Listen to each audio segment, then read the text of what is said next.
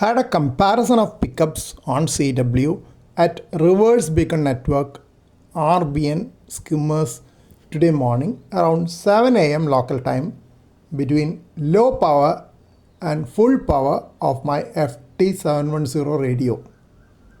My antenna was a multi-band fan dipole inverted V antenna with elements for 40, 20 and 10 meters and apex height of about 10 meter from the ground. Feed line was 15 meter of RG213 and there is a 1:1 current balance at the feed point. Antenna elements are parallel to each other, stacked vertically with PVC separators. For low power, I used 10 watts on 40 and 20 meter and 5 watts on 15 and 10 meter. The antenna works on 15 meter as it is the third harmonic of 40 meter, 7 MHz versus 21 MHz. You may be aware that center-fed dipole antennas work well at odd harmonics of the fundamental frequency as well. You may wonder why 10 watts at lower bands and 5 watts at higher bands.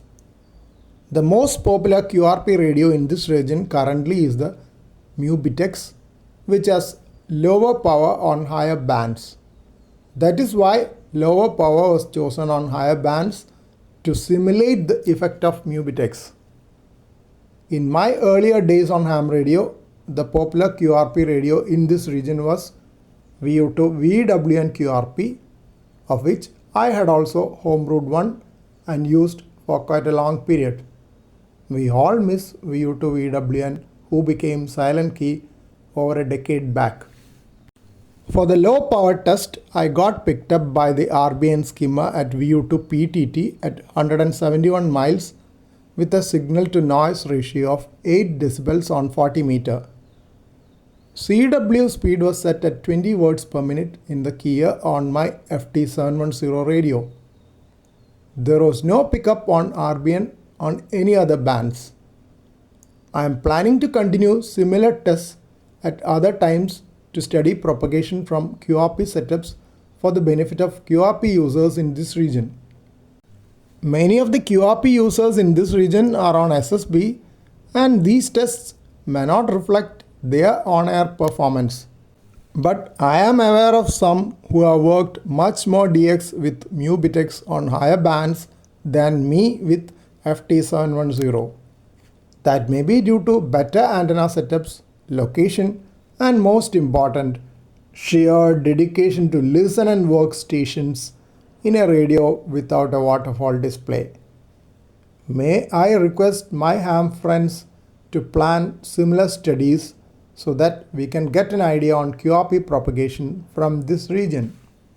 In the 100 watts test, I used the same CW speed, but it was done after the tests on lower power and there would have been a time delay between the two tests of about 10 minutes. There was pickup only on 20 meter and that was at OH6BG at a distance of 4,445 miles with a signal to noise ratio of 19 decibels. I am not sure why the 100 watts call was not picked up on 40 meter at VU2 PTT. Maybe there is a setting to reject same call sign within a gap of few minutes. Another possibility is that the skimmer would have been engaged with a call from another station at that time on 40 meter. There were a couple of strong stations on air from this region at that time. Looking forward to hearing reports of similar comparative studies from ham friends.